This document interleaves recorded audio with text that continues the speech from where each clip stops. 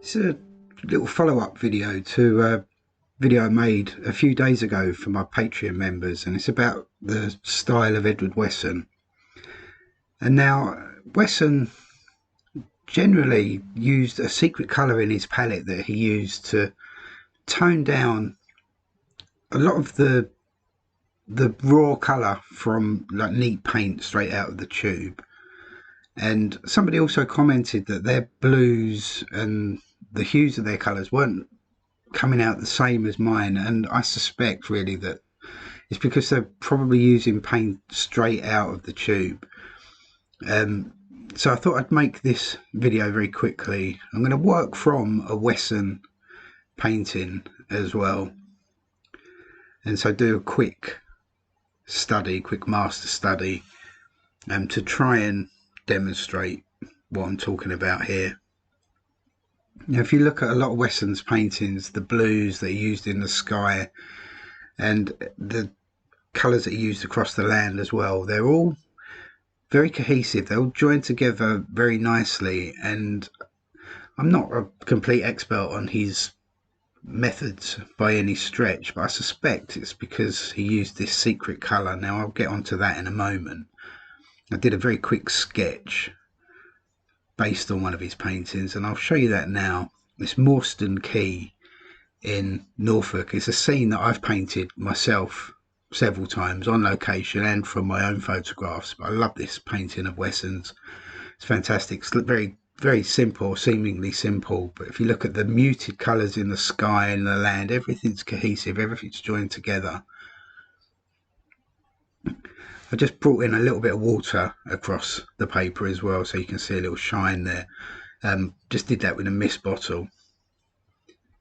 And now I picked up some blue and I mixed it into the greys that are in the palette there. And that's just from a previous painting. It's not anything special at all. But by mixing this ultramarine and a little bit of cobalt into that grey, so you get a very nice soft muted blue. And if I pick up a little bit of pure ultramarine, I'll drop that in underneath. See the difference between the two there? The pure ultramarine is very bright, but by mixing with the grey in the palette, takes that edge off of it and makes it far more natural. And I think Wesson had a word for this. I think he called it muck. It was something like that, muck or filth or something like that, but it's essentially the paint that builds up in your palette. And for me, it's one of the most valuable colours that I've got there. Now, it changes all the time, obviously, because I'm using different colours, but pretty much all the time you can drag all of that paint that I've got down there in that bottom well, pick up everything and mix it all together. It makes the most natural looking grey, and I can touch a tiny little bit of raw sienna into it, and I can bring that in for a perfect cloud colour. And I've not had to really mix anything at all, just using what's in the palette, building up, and then touching it, modifying it ever so slightly with a little bit of burnt sienna now. And again, I've got a very natural looking grey.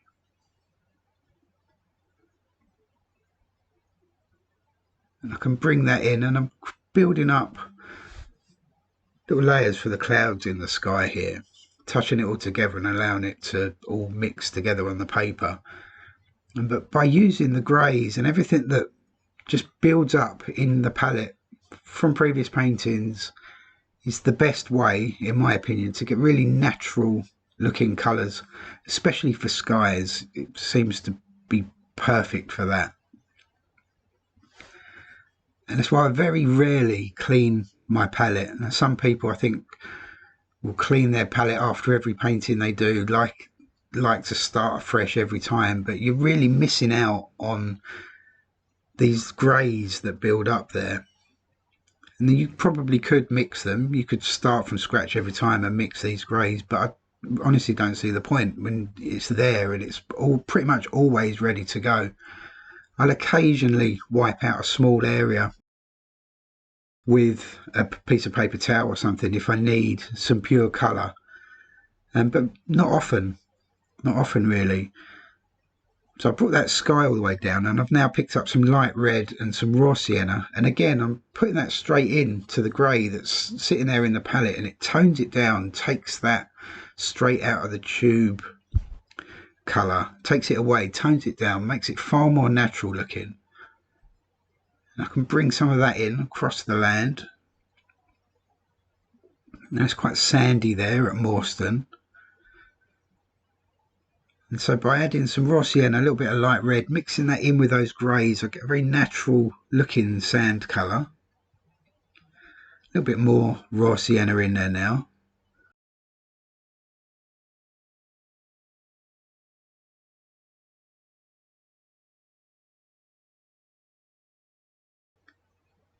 Tiny bit more light red into there. I can grab some of that grey that's in the at the top well there as well. Put a little bit of blue into it. I can get slightly darker now, come down to the foreground. But again, mixing everything into the greys that are already in the palette. And I suppose a bonus of it is you're not wasting any paint either at the same time. But for me, the real plus is that it makes everything seem far more natural.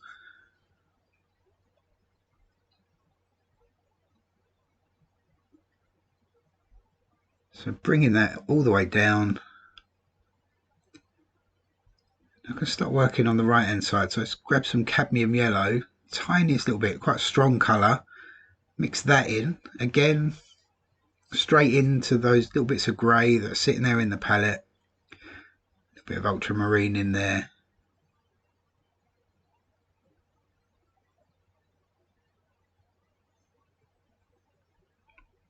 There's this bank on the right hand side, and it's got some grass and things on there. So mixing up a very natural, muted, soft green, little bits of cadmium yellow, little bits of light red, ultramarine.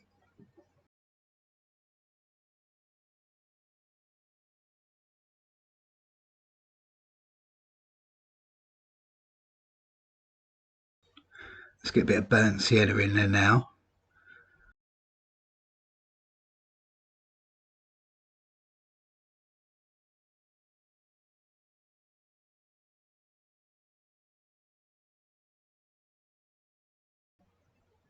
Now, I'm not trying too hard to copy Wesson's painting.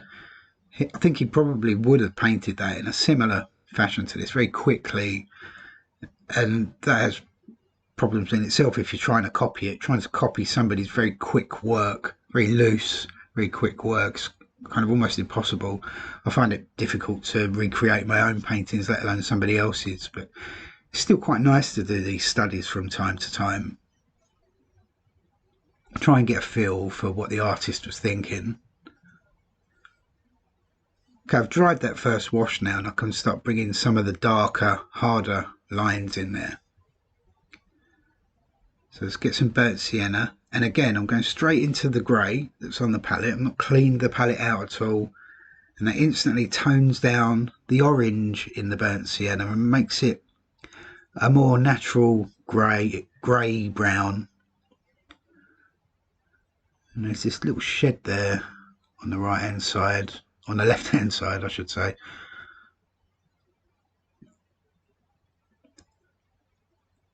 Now, I really like painting Morstan Quay. I've visited there several times, and it still looks pretty much the same as when Wesson would have been there.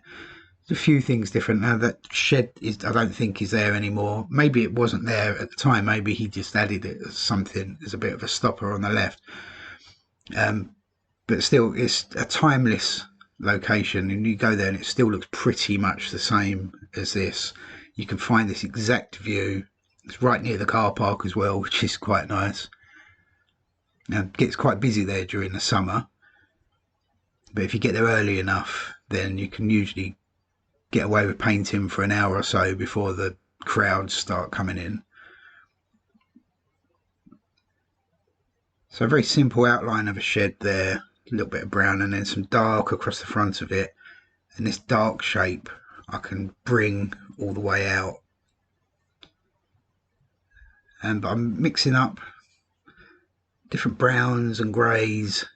Again, using everything that's in that palette there to tone it down, make it more natural looking, and it also creates a cohesion because you're using the same paint essentially across the whole painting. So I'm still using some of the same grey that's in the sky, mixing that in with my greens and my browns in the land.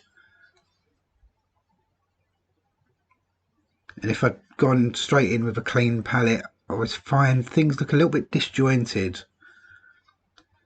So by using that grey colour, it really helps to make the painting seem like one joined together scene, if that makes sense.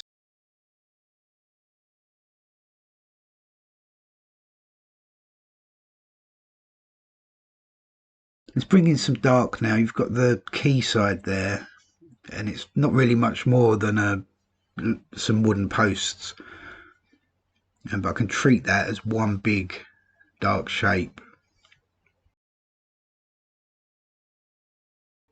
Dragging across with the sable, using it as well to outline this bank there on the right hand side.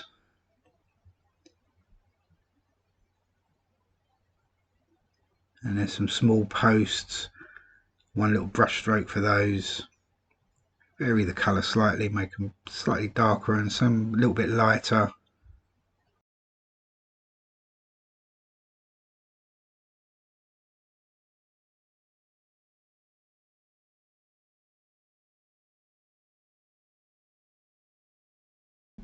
And this is an area where they do seal trips, and so in the summer especially it builds up and there'll be hundreds of people queuing, waiting for the boats to come back, take them out to Blakeney Point to see the seals.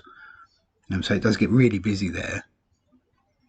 But like I said, you get there early in the morning and you can usually find a nice little spot to plot up and do an hour or so's painting before everybody turns up and kind of ruins it really. But I've joined all of that across, all dark shapes all joined together for the quayside, connecting that in to the shed as well, so it's all the darks joined together. Let's mix up some slightly grayer paint, again using everything that's in the palette.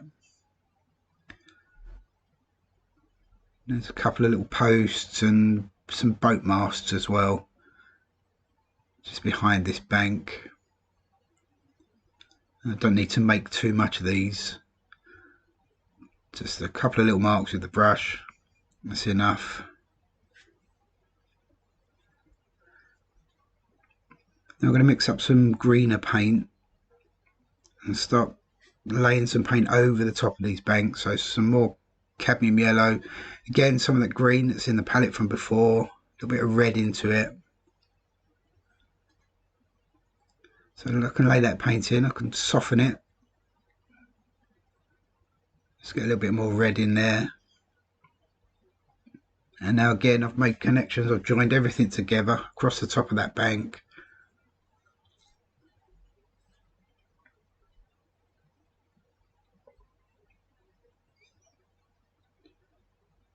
So a little bit of blue into that mixture as well.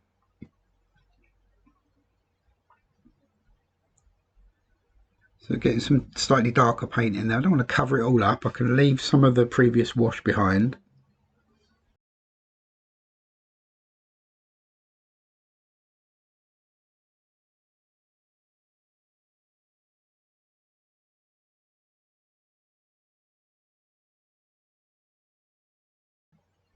Swap to a slightly larger brush.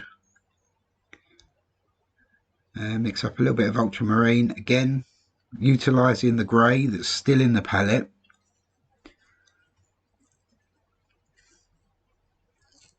And I can bring across some colour in there for the water reflected from the sky. Laying that in very wet, very dilute paint.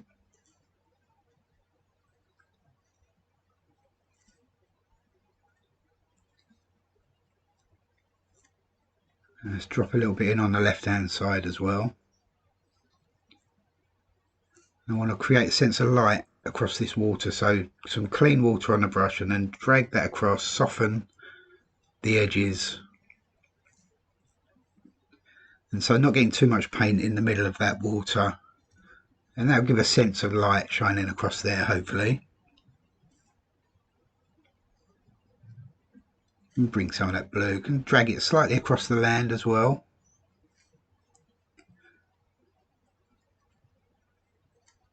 Let's go back into some of that brown mixture I've got there. Bring in a little bit of texture across the land. And the trick is not to do too much of this kind of stuff. Don't want to make it look busy. I think I've already done more than Wesson did in his painting, so I want to try and hold back a little bit. Don't want to do too much. Let's get a bit more ultramarine, a bit more burnt sienna.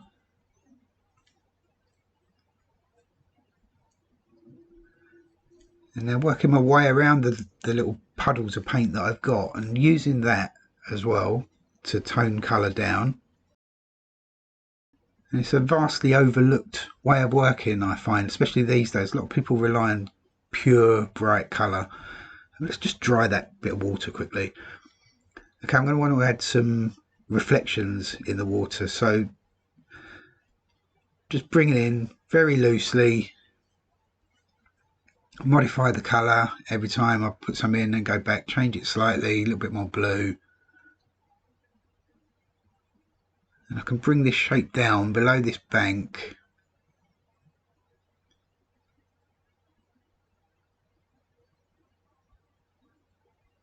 And now at the same time I can bring that across, and I can look at the posts above. I can use that same paint to paint the reflection of some of those posts at the same time. Bring it all in out of the same wash.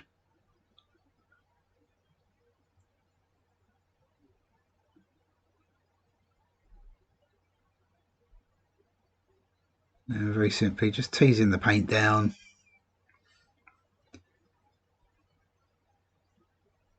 Now there's a reflection of the quayside and the posts there, and looking at Wesson's painting, it's kind of a turquoisey colour. Not exactly sure what he used for that, so I've got some cobalt blue and some cadmium yellow, and it should get me somewhere near. I'm not worried too much about matching exactly what he did.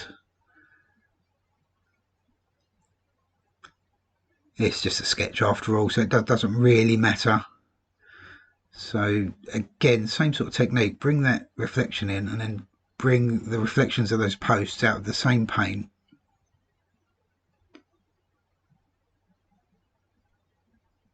Treating it all as one fairly simple shape.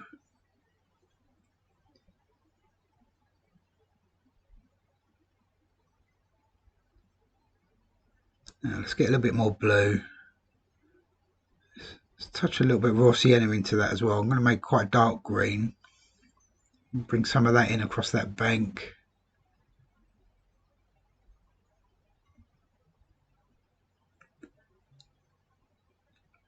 Allowing the brush to do all the work.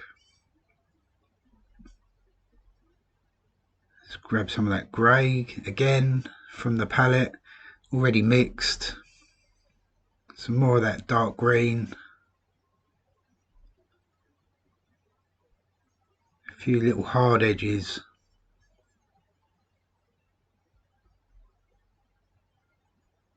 Tiny little marks around the edge of the creek there. A little bit of dry brush across the foreground. I don't want to do too much with this really, it's just a sketch. Okay, the paint is finished. Let's sign it. Now, wouldn't sign it with my own name. It's a copy of someone else's work, so let's write not Wesson on there. If I'd ever copy anybody else's work, I'd never sign it with my own name. They're just master studies after all. It's not important, but we've learned something from this. We can take that in to our own work for another day. But anyway, I hope you got something from that. Now, using your greys in your palette, it's definitely an under-mentioned method. I'm sure a lot of people use it, but not many people seem to talk about it. And it's kind of like a secret colour that's really one of the most powerful things in your palette, I think. So hope you got something from that. If you did, let me know whether you're going to use that and how you're going to use it. It's always good to hear what other people get up to. If you've got any suggestions for any other videos that you'd like me to make, then follow me over on Patreon, and I take requests over there, and I'll paint members' photographs and things like that. So do check that out. There'll be a link below this video in the description. But anyway, hope you like that one, and I'll see you next week. Cheers everybody.